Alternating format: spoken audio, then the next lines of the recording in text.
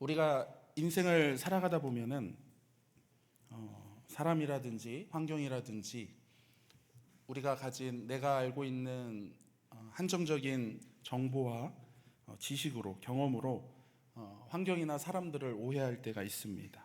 그래서 우리가 어떤 사람의 단편적인 모습을 보고서 저 사람은 이럴 거야, 이 사람은 이럴 거야라고 우리가 판단할 때가 있습니다. 그런데 직접 경험해 보면 어떤 환경도 직접 가본다든지 아니면 내가 그 사람에 대해 제대로 좀 만나고 교제하다 보면은 우리의 생각들이 내 생각과 다른 경우들을 우리는 많이 겪게 됩니다. 제가 요번에 성지순례 갔다 와서 지방 목사님들이랑 많이 친해졌는데 제가 이미지가 그렇게 별로 안 좋았었나 봐요. 근데 제가 한번 곰곰이 생각해 보니까 그럴 것이 뭐 지방 목사님들을 평상시 만날 일이 거의 없고 교역자 회의나 지방 이런 뭐 예배드리고 행사드릴 때 만났는데 제가 거기 가서 뭐 다 대부분 선배 목사님들인데 막 먼저 가서 살갑게 아이고 목사님 잘 지내셨습니까? 이렇게 말을 안 하죠. 그래서 만나면 항상 진지하게 안녕하십니까 목사님 하고 악수하고 회의 때 앉아 있다가 밥 먹으러 가면 식사 맛있게 하십시오. 식사 맛있게 하십시오 하고 가만히 앉아 있다가 끝날 때 안녕히 계세요. 이렇게를 거의 뭐 8년 가까이 했으니까 아마 목사님들이 제가 말이 없고 잘 안 웃고 조용한 사람으로 아셨던 것 같더라고요. 그런데 이제 이번에 성지순례를 한 12박 정도, 12일 정도 같이 성지순례 가면 뭐 같이 먹고 자고 대화할 일들이 많다 보니까 친해졌습니다. 그래서 끝나고 지방 목사님들이 저의 뭐 새로운 면을 봤다고 그동안 오해했다고 하시더라고요. 전에는 말을 잘 안 하고 조용한 사람인 줄 알았는데 알고 보니까 말이 굉장히 많고 또 전에는 농담도 안 하고 그런 잘 안 웃는 사람인 줄 알았는데 농담도 잘하고 잘 웃는 사람이고 또 전에는 음식 되게 잘 먹는 줄 알았는데 그거는 맞았어요. 그건 오해가 아니라 그거는 잘 보셨어요. 정확히 맞췄습니다. 그러니까 이런 일들이 우리가 살면서 많이 있습니다. 저도 반대로 저도 마찬가지예요. 지방 목사님들 보이다가 이제 성지순례 가니까 목사님들이 너무 더 좋으시고 사모님들도 좋으시고 평상시에 볼 수 없던 좋은 모습들을 많이 보게 됐습니다. 이런 오해는 사실 우리가 실제로 만남을 떠나서도 또 성경 속에서도 우리가 가질 수 있게 되는데 사도 바울에 대해 우리가 조금 오해를 가질 때가 있죠. 뭐 사도 바울이라고 한다면 위대한 믿음의 사람, 또 그가 보여준 능력, 믿음, 그의 삶을 통해 나타나는 일들, 행적들을 보면 정말 대단하다고 말할 수밖에 없습니다. 그래서 사도 바울이 그의 그 대단한 모습들을 보면은 사도 바울은 사역하면서 목회하면서 힘든 일이 없을 것이다. 참 아주 믿음에 굳건한 사람으로 연약함이 없이 아주 어떤 일이 찾아와도 믿음으로 이겨낼 것이다 라고 우리가 생각합니다. 물론 사도 바울이 많은 박해와 어려움 속에서도 그가 함께 하시는 주님으로 말미암아 이겨내고 승리하는 모습을 봅니다. 그런데 사도 바울도 우리와 같은 인간의 성정으로서 연약한 모습을 성경 곳곳에서 찾아볼 수 있다는 것이죠. 대표적으로 오늘 우리가 읽었던 디모데후서인데 디모데후서 1장 15절 말씀을 보게 되면 아시아에 있는 모든 사람이 나를 버린 이 일을 내가 아나니 그 중에는 부겔로와 허모게네도 있느니라. 그러니까 지금 왜 이런 일이 생겼냐? 사도 바울이 차라리 제가 볼 때 뭐 매를 맞고 이런 외부적인 대적자들 믿지 않는 사람들이 공격은 믿음으로 이겨냈을 것 같아요. 그런데 사도 바울을 힘들게 하는 일이 무엇이냐면 동역자, 그러니까 내 편이라고 생각하고 같은 믿음의 길을 걸어가는 동역자들이 떠났을 때, 배신했을 때, 그거는 인간적으로 참 힘들었을 것이라고 생각이 됩니다. 사도 바울이 우리가 잘 알듯이 로마 감옥에 갇혔다가 이제 1차에 갇혔다 풀려나죠. 그런데 이 네로 황제 대박해 때 기독교의 전면적인 탄압이 되고 박해가 시작되고, 그리고 기독교의 아주 대표적인 리더, 수계로 알려진 이 사도 바울이 다시 잡혀갑니다. 그 두 번째 잡힐 때는 첫 번째와 전혀 다른 환경이었어요. 첫 번째 잡힐 때는 그래도 가택연금으로서 나름대로 자유함이 있고 또 사람들을 만날 수 있었다면, 두 번째 잡혔을 때는 차가운 지하 감옥에 갇히게 됩니다. 그래서 사도 바울의 입장에서는 그때 몸과 마음이 굉장히 약해졌을 것 같아요. 그런데 지금 본인의 처한 상황도 힘든데, 문제는 그가 이 다시 제 감옥에 갇히게 되자 많은 사람들이 떠납니다. 우리가 아까 방금 읽었던 15절 말씀처럼 아시아에 있는 모든 사람이 나를 버린 이 일을 내가 아나니. 그리고 디모데 후서 4장에도 보면 뒷부분에도 누구는 세상 따라갔고 누구는 떠났고 누구는 떠났고 내 곁에는 누가만 남았다라는 말씀도 나옵니다. 참 씁쓸하죠. 우리가 생각할 때는 위대한 능력과 많은 일들을 통해서 많은 사람들이 사도 바울을 따르고 끝까지 좀 함께 할 것 같은데, 그 어려운 상황 속에서 곁에 떠나는 모습들을 보게 됩니다. 특히 이제 성경은 부겔로와 허모게네라는 두 사람의 이름을 언급하죠. 이 사람을 모든 사람이 떠난 무리에 넣지 않고 특별히 따로 빼내서 두 사람을 언급한 것은, 이 부겔로와 허모게네가 사도 바울과 깊은 관계를 맺은 동역자였고 당시 교회의 아주 중요한 지도자급인 중요한 인물이었을 가능성이 높다라는 거예요. 여러분, 그냥 내 주변에 사람을 떠나는 것도 힘든데 평상시에 아주 친밀한 교제를 맺고 아주 믿음의 동역자고 교회에서 아주 중요한 일들을 맡길 수 있는 그 믿을 만한 사람이 자신을 떠났다고 하니 그 아픔은, 그로 인한 슬픔은 말할 수가 없을 것입니다. 여러분, 우리들도 마찬가지입니다. 우리가 인생을 살면서 겪는 슬픔 가운데 하나는 사람이 우리 곁을 떠나는 일입니다. 사랑하는 부모, 배우자, 형제, 자녀들이 우리 곁을 떠나는 일이지요. 그리고 또한 믿었던 사람의 배신이 있습니다. 상실의 아픔, 이별의 아픔은 참 마음 아픈 일입니다. 목회자에게도 마찬가지입니다. 목회의 어려움이 과연 무엇일까? 많은 것들이 있겠지만 그 중에 하나는 성도들이 떠나는 것이죠. 저도 부모님이 목회하는 걸 어릴 때부터 봤지만, 저희 부모님이 설교하는 게 어려워서 우시다거나 아니면 목회가 어려워서 그런 것은 저는 못 봤고, 어느 때 힘들어 하시는 걸 봤냐면 성도들이 떠날 때.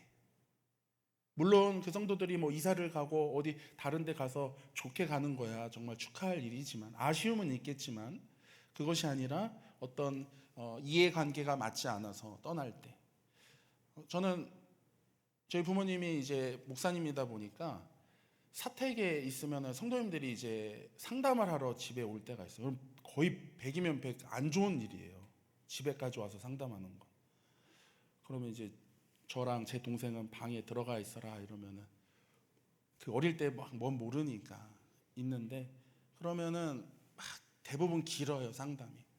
보면은 그런 것들이죠. 뭐뭐 해서 이제 떠납니다. 교회 떠납니다. 그러면 아직도 그런 모습이 기억나요. 저희 어머니가 막 눈물 흘리면서 잡으려고 했던. 그런데 이제 결국 이제 떠나는 것들을 보게 되죠. 목회의 어려움 중 하나가 성도들이 떠나는 것이죠. 근데 이 떠나는 것만으로 끝나는 것이 아니라, 떠나면 이제 교회가 어려워지고, 교회가 어려워지면 당연히 사람들의 곱지 않은 시각과 평가가 뒤따르게 됩니다.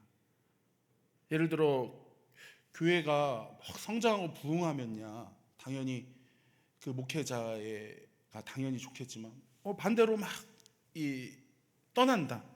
그러면 사람들이 당연히 저 목사님 기도 안 하시나 봐, 하나님이 돕지 않으시나 봐, 어떻게 하나님의 종이 저런 일을 겪을 수 있지, 이런 평가들이 자연스럽게 뒤따른다는 것이죠. 사도 바울도 그럴 것이라고 생각됩니다. 그가 많은 일들을 했지만 그가 인생의 말년에 이제 두 번째 잡힐 때는 다시 풀려날 가능성이 없었거든요. 이제 사형을 앞두는 그의 속에서 믿었던 많은 사람들이 다 떠납니다. 다 떠나게 돼요. 자연스럽게 평가가 뒤따르죠. 뭐 사도 바울 저 봐라, 목회 사역 실패했다, 뭐 이런 이야기들이 많이 수군거리겠죠. 여러분, 이런 일들은 목회자뿐만이겠습니까? 우리 성도님들도 살면서 사람으로 인해 상처를 입을 때가 많이 있죠. 이 내적인 아픔이 참 그런 것 같아요. 차라리 어디 뭐 뼈가 부러지고 여기 뭐 어디 상처 난 거는 뭐 뼈가 붓는다든지 치료를 받으면 회복이 되잖아요. 근데 이 우리의 마음이 상처받는 거, 특히나 이제 사람 때문에 상처받는 거는 이게 참 회복이 잘 되지 않습니다.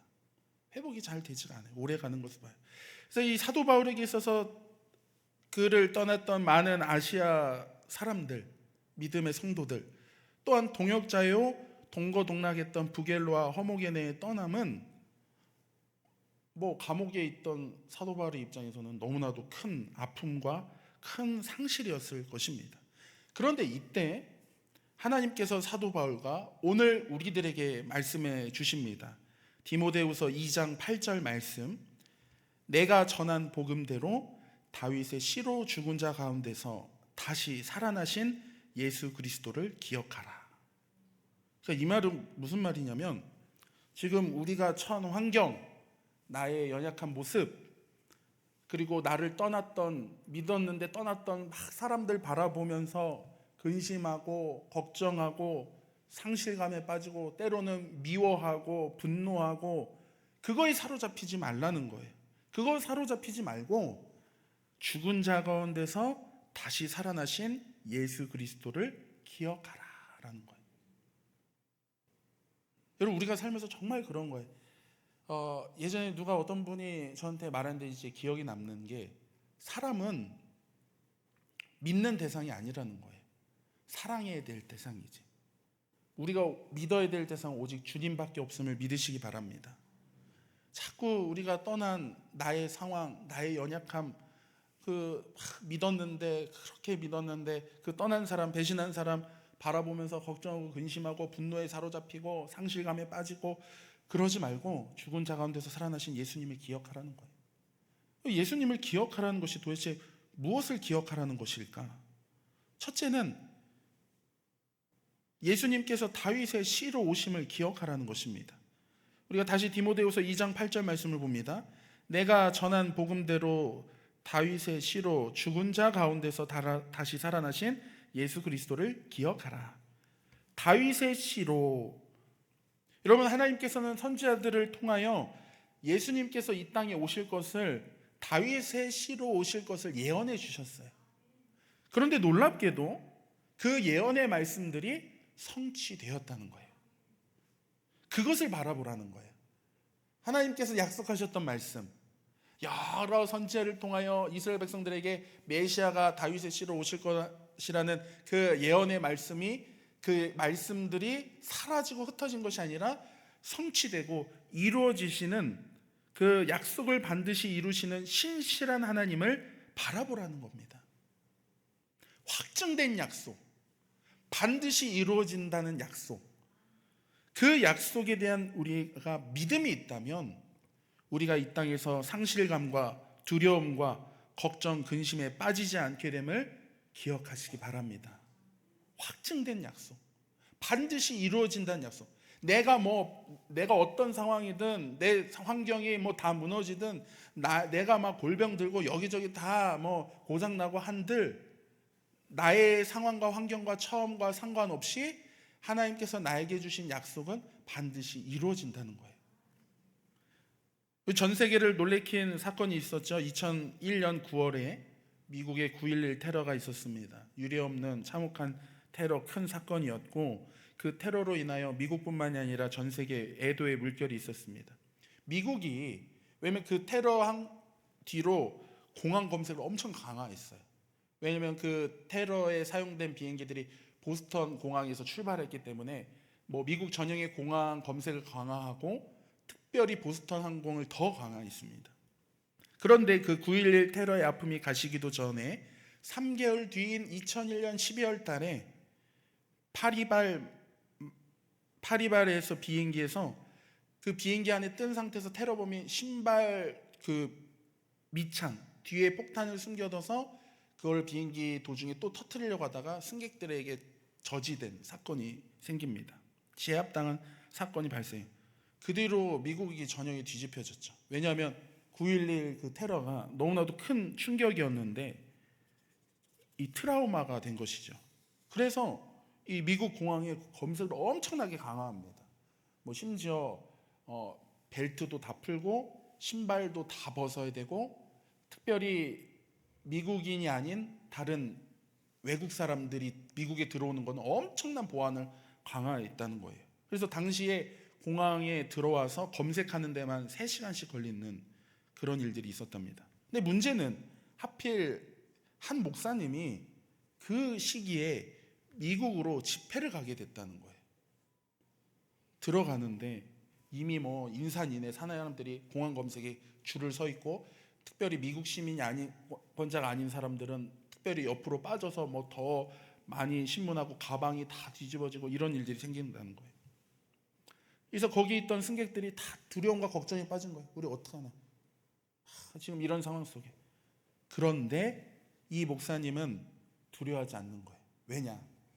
이미 미리 공항 측과 목사의 신분을 확인하고 집회 장소에 사전에 먼저 통과될 수 있는 협의된 약속을 했다는 거예요. 약속. 그러니까 약속된 티켓을 가지고 있기 때문에 이 혼란한 상황 속에서도 많은 사람들이 막 걱정하고 얼마나 걸릴까, 우리 들어갈 수 있을까, 뭐 몇 시간 걸릴까 막 할 때 이 약속된 티켓을 가진 이 목사님은 두려워하거나 걱정하지 않았다는 거예요. 여러분, 이것이 오늘날 확증된 약속을 가지고 살아가는 자와 안 가지고 살아가는 자의 분명한 차이임을 기억하시기 바랍니다. 여러분, 우리가 두려워하지 않을 수 있는 이유는 무엇입니까? 주님께서 우리와 함께 하시겠다고 약속해 주셨다는 거예요. 확증된 약속. 세상 사람들 막 두려운 거예요. 내일 어떻게 하지? 내년에 어떻게 하지? 내 자녀 어떻게 하지? 나 노후에 어떻게 하지? 막 두려워할 때 우리는 하나님이 우리와 함께 하시겠다, 우리를 지켜주시겠다는 그 약속에 신실하신 하나님의 약속이 있기에 오늘 우리들은 두려워하지 않고, 사람이 떠나고 환경이 변하고 내가 연약해질지라도 주님이 우리와 함께 하시기에 우리는 두렵지 않음을 믿으시기 바랍니다. 이거 기억하라는 거예요. 약속을 지키신 하나님을 기억하라. 두 번째 기억해야 될 것은 무엇입니까? 예수님께서 죽은 자 가운데 다시 살아나심을 기억하라는 거예요. 여러분, 이 세상에 죽음보다 더 큰 원수는 없습니다. 뭐 사람마다 문제는 다양하겠지만 결국은 인류 역사 그리고 다양한 모든 사람들이 최종적으로 맞이해야 될 큰 문제, 해결할 수 없는 원수 같은 문제, 그것은 바로 죽음이에요. 부자건 가난한 사람이건 똑똑한 사람이건 부족한 사람이건 건강한 사람이건 연약한 사람이건 어느 누구도 이 죽음의 문제를 피할 수 없다라는 거예요. 중국을 통일했던 그 진시황조차도, 그 엄청난 대륙을 통일하고도 죽음을 해결하지 못해서 불로초를 찾아 헤매는 그런 모습을 우리는 기억합니다. 그런데 오늘 말씀은 예수님께서 죽은 자 가운데서 다시 살아나셨다는 거예요. 이 말은 무엇이냐? 사망 권세를 이겼다는 거예요. 모든 인류의 역사 가운데 두려워 떨고, 왕도 두려워 떨고 노예도 두려워 떠는 그 문제를, 어떤 방법으로도 해결할 수 없는 그 죽음이라는 문제를 예수님께서 이기셨음을 믿으시기 바랍니다. 우리가 이거 기억하라는 것은 세상에는 죽음보다 더 큰 원수는 없으나 예수님께서 그 죽음을 이기시고 부활하셨으니 최후의 승리는 예수님께 있음을 기억하라. 모든 인생의 사람들이 인생의 끝이 죽음이라고 생각하며 살기에 두려운 거거든요. 그래서 두려운 거거든요. 그런데 죽음을 이기시고 부활하신 예수님을 믿는 우리에게는 죽음이 두려운 일이 아니라는 거예요. 끝이 아니라는 것이죠. 죽음은 끝이 아니라 이후 주님과 영생 복락을 누리는 새로운 시작임을 알아야 하는 것입니다. 그렇기 때문에 부활을 믿는 우리들은 더 이상 우리가 이 땅에 살아갈 때, 여러분, 죽음의 문제를 해결했는데 그 외에 자질구리한 인생의 문제들이 뭐가 우리에게 문제가 되겠습니까? 더 이상 큰 문제가 되지 않는다는 거예요. 여러분, 미국의 장로교 선교사인 언더우드 선교사님이 조선 땅에 복음을 전하기 위해 와보니 너무 막막한 거예요. 이 조선이라는 땅이 너무 막막한 거예요. 그래서 그 선교사님이 쓴 일기에 이렇게 기록합니다. 내 눈에는 아무것도 안 보입니다. 보이는 것은 고집스럽고 어둠과 가난과 인습에 쌓여있는 조선의 상황입니다. 조선 남자들의 속셈이 보이지 않고 조선 관리들의 모습도 보이지 않습니다. 이러면서 계속 그 뒤에 당시의 조선의 암울한 상황에서 이것도 안 보입니다, 저것도 안 보입니다 쭉 기록돼요. 나열돼요. 그런데 그 끝에는 뭐라고 기록되냐면, 그러나 주님, 보이지 않아도 순종하겠습니다. 여러분, 언더우드 선교사님 눈에는 아무리 소망과 희망을 발견해도 보이지 않는 거예요. 어둡고 암울한 상황만 가득한 거예요. 그런데 자기 눈에 보이는 그 문제들, 크고 작은 문제들만 본 것이 아니라 함께 하시는 하나님을 바라봤고, 장차 이 땅의 백성들이 하나님 나라의 백성이 될 것과, 그리고 이 땅이 하나님의 놀라운 은총의 땅이 될 것을 믿은 줄 믿으시기 바랍니다. 여러분, 우리 삶에 그 해결할 수 없는 큰 문제를 주님께서 이기시고 해결하셨는데, 오늘 우리가 이 삶에 살 때에 보이지 않는 답답한 삶에 우리가 때로는 막막하고 지쳐하지만, 그때 우리가 해야 할 일은 좌절하는 것이 아니라 죽음조차도 이기시고 부활하신 예수님을 기억해야 되는 것입니다. 환경을 보지 않고, 나의 연약함을 보지 않고 예수님을 바라보며 예수 그리스도의 이름으로 나아가야 됨을 믿으시기 바랍니다. 마지막 세 번째입니다. 무엇을 기억해야 될까? 하나님은 세상에 매이지 않음을 기억하라는 거예요. 디모데후서 2장 9절 말씀을 보게 되면, 복음으로 말미암아 내가 죄인과 같이 매이는 데까지 고난을 받았으나 하나님의 말씀은 매이지 아니하니라. 하나님께서는 어떤 것에도 매이지 않고 지금도 살아 역사하심을 믿으시기 바랍니다. 우리와 함께 하시는 임마누엘의 하나님이세요. 우리의 삶을 인도하시는 에베네셀의 하나님이세요. 우리의 삶에 필요한 것을 준비하시는 여호와 일의 하나님이십니다. 우리 삶의 모든 상처를 치유해 주시는 여호와 라파의 하나님이세요. 이런 하나님께서 우리 삶 가운데 역사하시는 하나님이심을 우리는 믿어야 됩니다. 여러분, 우리는 얼매여요. 사람은 얼매입니다. 여러분, 아무리 건강한 사람일지라도 그 건강이 연약해지면 얼매이게 돼 있어요. 여러분, 물질이 우리가 궁핍해지면 얼매입니다. 여러분, 권세가 없어지면 우리는 얼매입니다. 그런데 하나님은 매이지 않으신다는 거예요. 우리가 착각하는 것 가운데 하나는 무엇이냐? 내 환경이 지금 연약할지라도 하나님까지 연약해지는 것이 아니라는 거예요.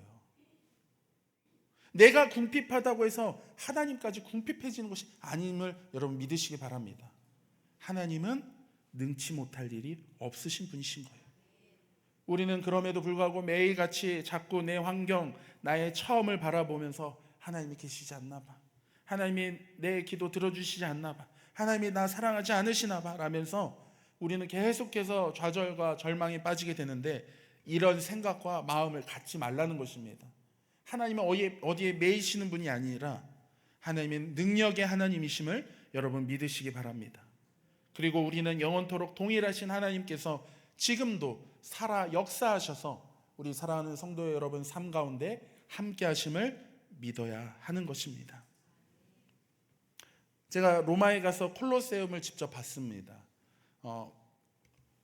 설계만 3년, 공사만 5년, 총 8년이 걸렸다고 하더라고요. 그 웅장함 앞에 압도가 됩니다. 근데 거기에 사용된 많은 돌들이 어디서 왔냐면, 그 로마의 티토 장군이 예루살렘 성전을 다 무너뜨리고 성전의 돌을 가져와서 쌓았다고 해요. 그럼 그 많은 엄청난 공사를 누가 공사 인부로 쓰느냐? 그 장군이, 티토 장군이 점령한 이스라엘 유대인들을 노예로 잡아서 사용했다고 합니다. 근데 저는 마냥 그 웅장함에 감탄만 할 수만 없는 것이, 그 콜로세움에서 무명의 많은 성도들이 순교의 자리라고 생각하니 기도하게 되었습니다.